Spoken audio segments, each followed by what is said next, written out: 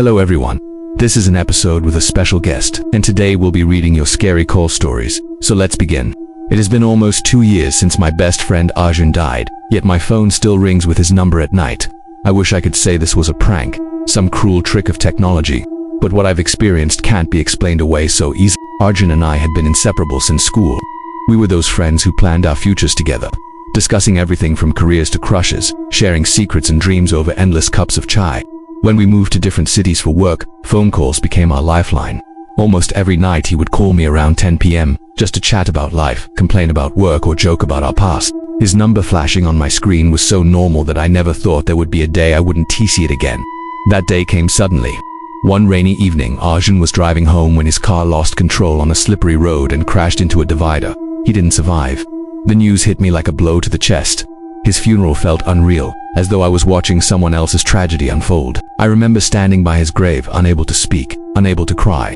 All I could think of was how silent the house felt without his laughter, how empty the road seemed without his scooter. For weeks, I kept expecting my phone to ring with his call, but it never did. Until one night, it was exactly 40 days after his death when my phone rang at 11:47 p.m. I was lying in bed, half asleep, when the vibration jolted me awake. The screen lit up with a name I thought I would never see again, Arjun calling. My throat went dry.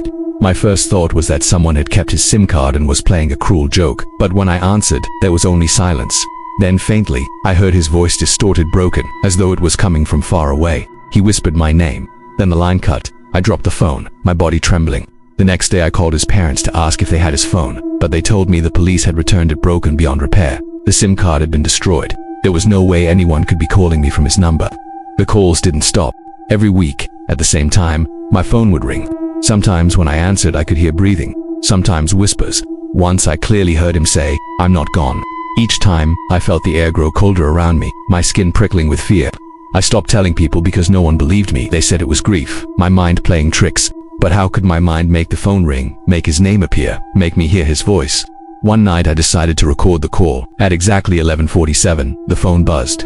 I pressed record before answering Arjun. I whispered, static filled the line. Then his voice came through clearer than ever. Come where I am." My blood froze. I asked where he was, but the line cut again. When I replayed the recording the next morning, all I heard was static. His voice had vanished. The final call came on the anniversary of his death. That night, the phone didn't just ring once, it rang 3 times, each louder, more urgent. When I finally picked up, his voice was desperate. "Why didn't you come? I waited. Don't leave me alone here."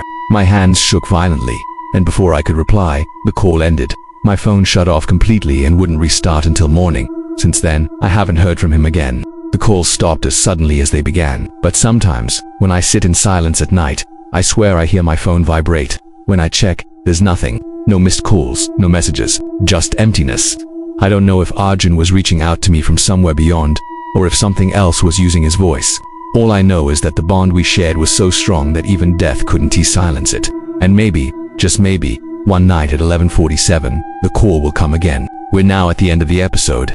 If you enjoyed these scary call stories, don't forget to like, share, and subscribe for more spine-chilling tales. And if you have your own scary call story, comment it down below and it might be featured in a future episode. Thanks for listening and stay safe. Goodbye.